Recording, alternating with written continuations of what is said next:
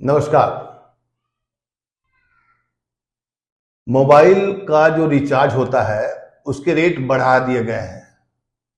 कहीं कोई चर्चा नहीं, कोई सवाल नहीं।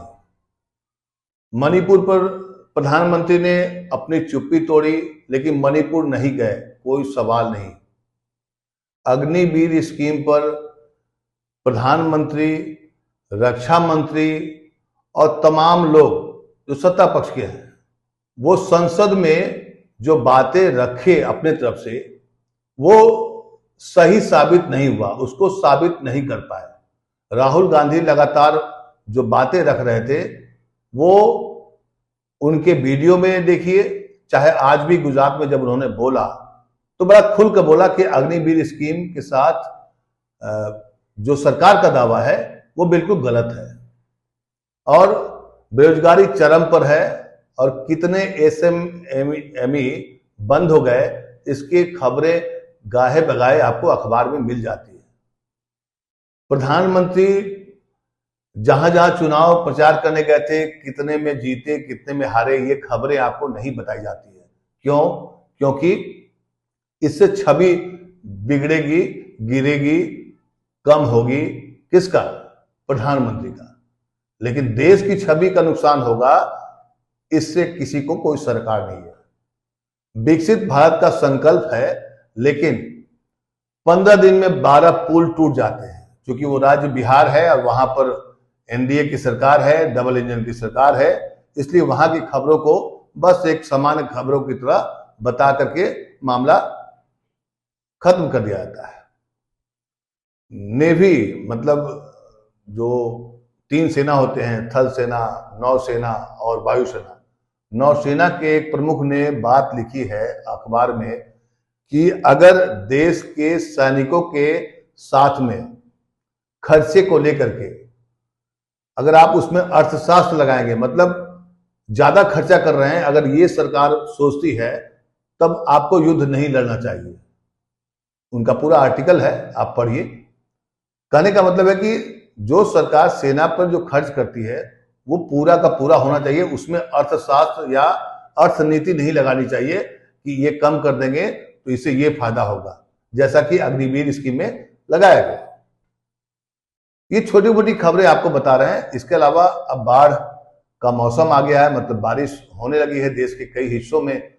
असम में बाढ़ की बहुत बेहाल स्थिति है, सैकड़ों गांव उजड़ जाते हैं और हम सब आज से नहीं, और ये कोई 10 साल या 12 साल की बात नहीं है, काफी सालों से देखते हैं कि कैसे जब बाढ़ की तबाही मचती है तो वहां आसपास के गांवों को खाली कराया जाता है। यही हेडलाइन हर बार सुनने को मिलता है, लेकिन कोई ये सवाल नहीं पूछेगा कि पिछले 10 साल में जिस विकसित भारत के संकल्प की बात लगातार प्रधानमंत्री मोदी जी करते हैं, वो विकसित भारत में वो बाढ़ इलाका क्यों नहीं आता है, क्यों नहीं शामिल होता है, और क्यों जहां पर पुल टूट जाता है उस पर बहस नहीं होती है। एक बाबा जो स्वयंभू में अपने को बाबा कहता है, उसकी सभा में भगदड़ मचती है, 121, 22, 123 तक के जान चली जाती है। उस पर कोई हो हल्ला हंगामा नहीं मचता है। हंगामा इसलिए नहीं मचता है क्योंकि बाबाओं की जो मंडली है और जो बाबा लोग का जो काम है, कुछ वैसा ही काम हमारे देश के राजनेता भी करने लगे। उन्हें मतलब नहीं है। 2 दिन के बाद आज खबरों में आई कि बाबा दुखी हैं, जिनके सभा में भगदड़ मची थी और बूढ़े, बच्चे, महिलाएं सभी लोग की जान चली गई थी और वो बहुत ही दर्दनाक हादसा था। अब 2 दिन के बाद वो खबर आई है। एक और खबर आई है कि उनके जो वकील हैं एपी सिंह साहब, उन्होंने कहा है कि नरेंद्र मोदी जी बहुत अच्छे प्रधानमंत्री हैं, योगी जी बहुत अच्छा काम किए हैं। मतलब जो बाबा का वकील है, जिसके सभा के भगदड़ में कई लोगों की जान चली गई, उनका वकील किसकी प्रशंसा कर रहा है? तो मोदी जी की और योगी जी की। अब आप कहेंगे कि प्रशंसा से क्या होता है, तो ये समझने के लिए काफी है, इसको समझाया नहीं जा सकता है। बहुत सारी खबरें हैं इस देश में, बहुत सारी खबरें हैं कि इस देश में क्या चल रहा है, किसी को कोई खबर नहीं। लेकिन अब अबानी परिवार में शादी का जश्न हो रहा है। अब आप वो खबरों को अपने टेलीविजन चैनल में या अखबार की मुख्य पेज पर उन खबरों को जरूर देखेंगे। आम आदमी कैसे जीवन जी रहा है इसकी चिंता कोई नहीं कर रहा है। मैंने इस सप्ताह कई खबरें देखी, मैं भूल भी गया। रुपये की कीमत जो है लगातार जो है डॉलर जो है उच्च स्थान पर बनाए हुए है। अब उसकी कोई चर्चा ही नहीं करता है, उसकी कोई चर्चा ही नहीं करता है। और आपको यह भी नहीं चर्चा होता है, चुनाव अभी जस्ट समाप्त हुआ है, तो कायदे से तो चुनाव का विश्लेषण होना चाहिए कि इस देश में जनता का मूड क्या है, जनता ने क्यों किसको जिताया और क्यों किसको हराया। इस पर अगर चर्चा होती तो शायद देश में जो सत्ता में बैठी पार्टी है शायद उसको भी काम करने में आसानी होती, लेकिन वो तो छुपाने में लगी है और मीडिया इसको दबाने में लगी, मीडिया इसको दबाने में लगी है। और लोकसभा में जो बातें हुई, राज्यसभा में जो बातें हुई, विपक्ष ने जो बहिष्कार किया, तो विपक्ष के बहिष्कार को संविधान विरोधी बताया जाता है और मीडिया के कुछ पत्रकारों के द्वारा, और ऐसा संदेश दिया जाता है कि जो विपक्ष काम कर रहा है वो गलत कर रहा है। इधर राहुल गांधी लगातार लोकसभा की और राज्यसभा की जब कार्रवाई खत्म हो गई तो वो लगातार जनता के बीच जाने का प्रयास कर रहा है। नेताओं का यही काम है, जनता के पास जाइए, जनता आपको वोट देगी कि नहीं देगी वो अलग मसला है, लेकिन कम से कम जनता के बीच रहिए, न कि केवल जश्न में अपना समय बिताइए।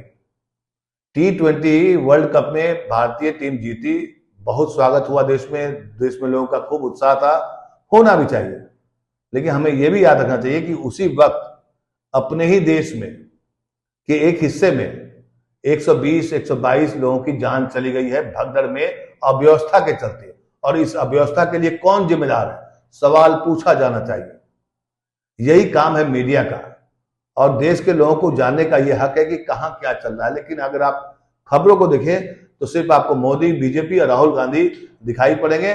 जन सरोकार की खबरें बिल्कुल गायब है। बहुत चिंता का विषय है, और इस चिंता का निराकरण कैसे होगा यह भी समझ से परे है फिलहाल के लिए। लेकिन कहते हैं ना कि देर है अंधेर नहीं, ऐसा वक्त आएगा, आएगा जरूर आएगा। मैं कुछ खबरों के बारे में बोल रहा था कि अग्निवीर को लेकर के इतना हंगामा मचा, संसद में राहुल गांधी ने आरोप लगाया, उस आरोप को झूठा करार दिया सत्ता पक्ष ने। राजनाथ सिंह खुद उठे और प्रधानमंत्री ने भी खुद अपने भाषणों में इस बात को कहा कि अग्निवीर स्कीम बहुत अच्छी स्कीम है। आपको याद होगा एमएम नरवणे साहब उन्होंने एक किताब लिखी थी इसी अग्निवीर स्कीम को लेकर के। उसके किताब के कुछ अंश प्रकाशित हुए थे, और किताब पूरी तरह से प्रकाशित होने के पहले चुनाव का समय आने वाला था, इसलिए सरकार ने बैन कर दिया था, मतलब उसको प्रकाशित करने से रोक लगा दी थी। उस किताब का क्या हुआ अभी तक तो कोई खबर नहीं।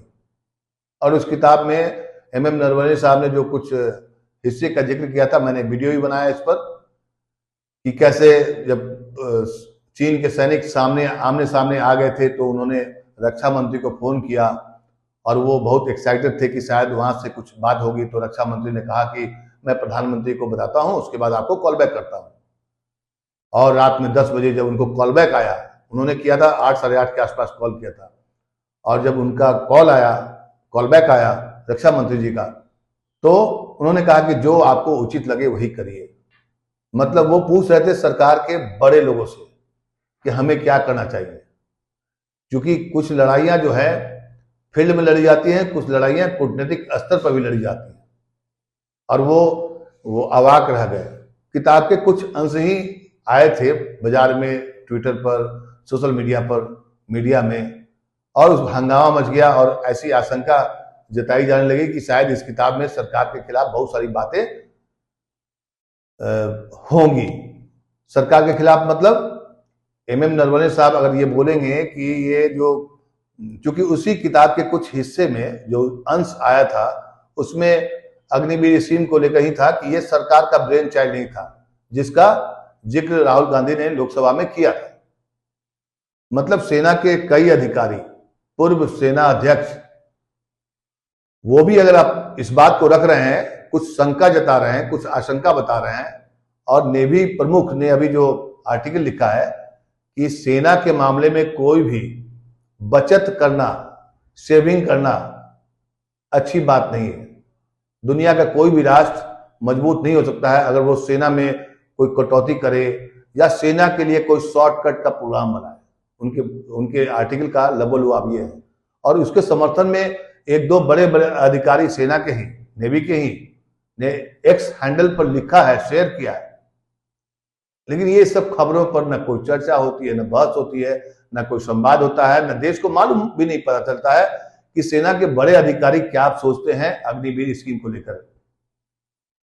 क्या सुनाई पड़ता है कि बीजेपी ने ये कहा, कांग्रेस ने ये कहा।